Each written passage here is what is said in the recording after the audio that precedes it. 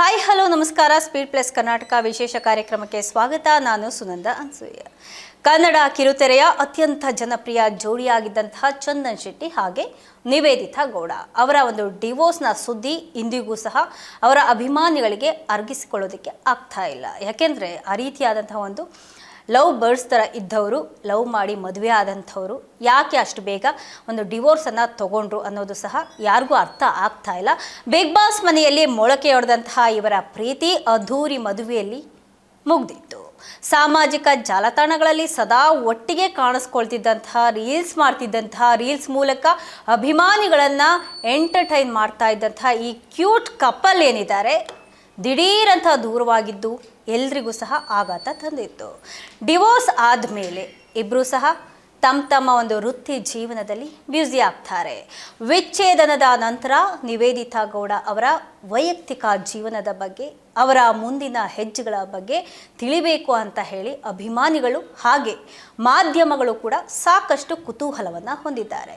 ಸದಾ ಒಂದಲ್ಲ ಒಂದು ವಿಚಾರಕ್ಕೆ ಟ್ರೋಲ್ ಆಗ್ತಾ ಇರುವಂತಹ ಹಾಗೆ ಸುದ್ದಿಯಲ್ಲಿರುವಂತಹ ನಿವೇದಿತಾ ಅವರಿಗೆ ಈಗ ಮುಂದಿನ ಮದುವೆ ಬಗ್ಗೆ ನೇರವಾದಂತಹ ಪ್ರಶ್ನೆ ಎದುರಾಗಿದೆ. ಅಂದರೆ ನಿವೇದಿತಾ ಗೌಡ ಅವರು ಮುಂದೆ ಮದುವೆ ಆಗ್ತಾರಾ? ಯಾರು ನಿಂತ ನೀರಾಗೋದಕ್ಕೆ ಇಷ್ಟಪಡಲ್ಲ, ಮುಂದೆ ನಿಮ್ಮ ನಿರ್ಧಾರ ಏನು ಅನ್ನುವಂತಹ ಪ್ರಶ್ನೆಗೆ ಅವರು ಮುಕ್ತವಾಗಿ ಉತ್ತರವನ್ನು ಕೊಟ್ಟಿದ್ದಾರೆ. ಎರಡನೇ ಮದುವೆ ಬಗ್ಗೆ ಕೇಳಿದಂತಹ ಪ್ರಶ್ನೆಗೆ ನಿವೇದಿತಾ, ಇಲ್ಲ, ಸದ್ಯಕ್ಕೆ ನನಗೆ ಆ ಟಾಪಿಕ್ ಬಂದ್ರೇ ಸ್ವಲ್ಪ ಭಯ ಆಗ್ತಾ ಇದೆ ಅಂತ ಹೇಳಿ ತಮ್ಮ ಮನಸ್ಸಿನ ಕಳವಳವನ್ನು ಹೊರಹಾಕಿದ್ದಾರೆ.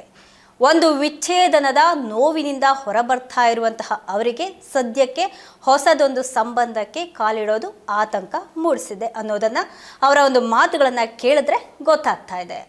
ಡಿವೋರ್ಸ್ ಆದಮೇಲೂ ಸಹ ನೀವಿಬ್ಬರು ಸಂಪರ್ಕದಲ್ಲಿದ್ದೀರಾ? ಇನ್ನೂ ಸಹ ನಿಮ್ಮ ಫ್ರೆಂಡ್ಶಿಪ್ ಕಂಟಿನ್ಯೂ ಆಗ್ತಾ ಇದೆಯಾ? ಚಂದನ್ ಅವರ ಹೊಸ ಹಾಡುಗಳನ್ನು ಕೇಳ್ತಾ ಇದ್ದೀರಾ ಅಥವಾ ಅವರ ಸಿನಿಮಾದ ಅಪ್ಡೇಟ್ಗಳನ್ನು ನೋಡ್ತಾ ಇದ್ದೀರಾ ಅನ್ನೋ ಪ್ರಶ್ನೆಗೆ ನಿವೇದಿತಾ ಅವರು ಕೂಡ ಯಾವುದೇ ಮುಚ್ಚುಮರೆ ಇಲ್ಲದೆ ನೋ ಕಾಂಟ್ಯಾಕ್ಟ್ ಅಂತ ಖಡಕ್ ಆಗಿ ಉತ್ತರವನ್ನು ಕೊಟ್ಟಿದ್ದಾರೆ. ನಮ್ಮಿಬ್ಬರ ನಡುವೆ ಈಗ ಯಾವುದೇ ರೀತಿಯಾದಂತಹ ಕಾಂಟ್ಯಾಕ್ಟ್ ಇಲ್ಲ. ಒಮ್ಮೆ ಆ ಸಂಬಂಧದಿಂದ ಮೂವ್ ಆನ್ ಆದಮೇಲೆ ಅವರು ಏನು ಮಾಡ್ತಾ ಇದ್ದಾರೆ, ಅವರ ಹೊಸ ಪ್ರಾಜೆಕ್ಟ್ಗಳು ಯಾವ್ಯಾವುದು, ಈ ರೀತಿಯಾಗಿ ನಾನು ಹೋಗಿ ಚೆಕ್ ಮಾಡುವಂತಹ ಅಭ್ಯಾಸ ನನಗೆ ಇಲ್ಲ. ನನ್ನ ಲೈಫ್ ನಂದು, ಅವರ ಲೈಫ್ ಅವರದ್ದು ಅಷ್ಟೇ. ಅವರು ಏನು ಮಾಡ್ತಾ ಇದ್ದಾರೆ, ಅವರ ಬದುಕಿನಲ್ಲಿ ಏನಾಗ್ತಾ ಇದೆ ಅನ್ನುವಂತಹ ಬಗ್ಗೆ ನನಗೆ ಯಾವುದೇ ರೀತಿಯಾದಂತಹ ಮಾಹಿತಿ ಇಲ್ಲ, ನನಗೇನೂ ಸಹ ಗೊತ್ತಿಲ್ಲ. ನಾನು ಅದರ ಬಗ್ಗೆ ತಲೆ ಕೆಡಿಸ್ಕೊಳ್ಳೋದೂ ಇಲ್ಲ. ಹಾಗೆ ನಾವು ಬೆಸ್ಟ್ ಫ್ರೆಂಡ್ಸ್ ಆಗಿ ಉಳ್ಕೊಂಡಿದ್ದೀವಿ ಅಂತ ನಾನು ಖಂಡಿತವಾಗಿ ಹೇಳೋದೂ ಇಲ್ಲ. ನನ್ನ ಪ್ರಕಾರ ಆ ರೀತಿ ಉಳಿಯೋದು ತಪ್ಪು ಕೂಡ ಹೌದು. ಒಮ್ಮೆ ಒಬ್ಬರನ್ನ ಬೇಡ ಅಂತ ಹೇಳಿ ಬಿಟ್ಟು ಹೋದ್ಮೇಲೆ ಮತ್ತೆ ಅವರ ಜೊತೆ ಫ್ರೆಂಡ್ಸ್ ಆಗಿರೋದ್ರಲ್ಲಿ ಏನೂ ಅರ್ಥ ಇಲ್ಲ. ಇಬ್ರಿಗೂ ಅವರದೇ ಆದಂತಹ ಬೇರೆ ಲೈಫ್ ಇರುತ್ತೆ. ಫ್ರೆಂಡ್ಸ್ ಆಗೇ ಇರಬೇಕು ಅಂದಿದ್ರೆ ಮತ್ತ್ಯಾಕೆ ಬಿಟ್ಟು ಹೋಗಬೇಕಾಗಿತ್ತು?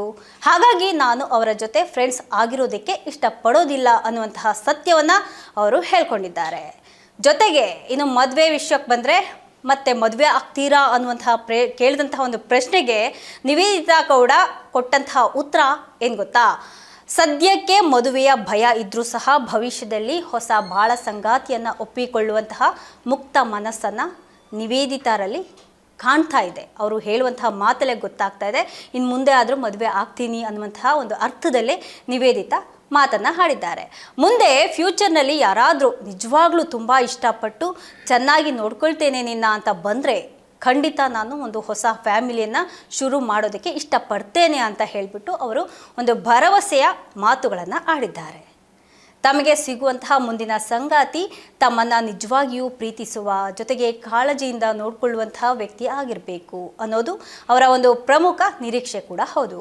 ಒಟ್ಟಾರೆಯಾಗಿ ಹೇಳೋದಾದರೆ ನಿವೇದಿತಾ ಗೌಡ ಅವರು ಸದ್ಯಕ್ಕೆ ಯಾವುದೇ ರೀತಿಯ ಮದುವೆಯ ಯೋಚನೆಯಲ್ಲಿ ಇಲ್ಲ. ಆದರೆ ಭವಿಷ್ಯದಲ್ಲಿ ತಮ್ಮನ್ನು ಅರ್ಥ ಮಾಡಿಕೊಂಡು ಬೇಷರತ್ ಪ್ರೀತಿಯನ್ನು ಕೊಡುವಂತಹ ಒಬ್ಬ ಒಳ್ಳೆ ವ್ಯಕ್ತಿ ಸಿಕ್ಕರೆ ಮತ್ತೆ ದಾಂಪತ್ಯ ಜೀವನಕ್ಕೆ ಕಾಲಿಡುವಂತಹ ಆಸೆಯನ್ನು ನಿವೇದಿತಾ ಗೌಡ ವ್ಯಕ್ತಪಡಿಸಿದ್ದಾರೆ. ಭವಿಷ್ಯದಲ್ಲಿ ಯಾರಾದರೂ ಒಂದು ಹೊಸ ವ್ಯಕ್ತಿ ನನ್ನ ಜೀವನದಲ್ಲಿ ಬಂದಾಗ ಮಾಜಿ ಪಾರ್ಟ್ನರ್ ಜೊತೆ ಕಾಂಟ್ಯಾಕ್ಟ್ ಇಟ್ಕೊಳ್ಳೋದು ಆ ಒಂದು ಹೊಸ ವ್ಯಕ್ತಿಗೆ ಮಾಡುವಂತಹ ಒಂದು ದೊಡ್ಡ ಅಗೌರವ ಆಗುತ್ತೆ.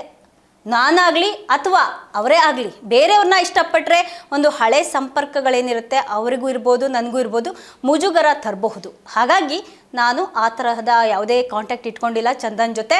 ನನಗೇನಿದ್ರು ನನ್ನ ಸ್ಕೂಲ್ ಫ್ರೆಂಡ್ಸು, ಕಾಲೇಜ್ ಫ್ರೆಂಡ್ಸು ಅಷ್ಟೇ ಇರೋದು.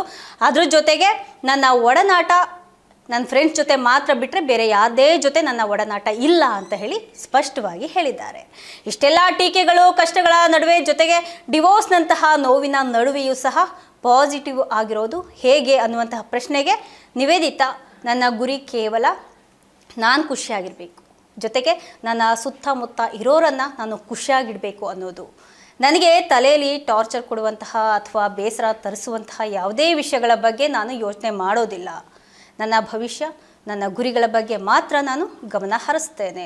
ಆದಷ್ಟು ಖುಷಿ ಕೊಡುವಂತಹ ಪಾಸಿಟಿವ್ ಯೋಚನೆಗಳನ್ನು ಮಾತ್ರ ನಾನು ಮಾಡ್ತೇನೆ ಅಂತ ಹೇಳಿಬಿಟ್ಟು ನಿವೇದಿತಾ ಗೌಡ ತಮ್ಮ ಮನದಾಳದ ಮಾತುಗಳನ್ನು ಹಂಚಿಕೊಂಡಿದ್ದಾರೆ. ಇದಾಗಿತ್ತು ಇವತ್ತಿನ ವಿಶೇಷ. ನಿರಂತರ ಸುದ್ದಿಗಾಗಿ ನೋಡ್ತಾ ಇರಿ ಸ್ಪೀಡ್ ಪ್ಲಸ್ ಕರ್ನಾಟಕ.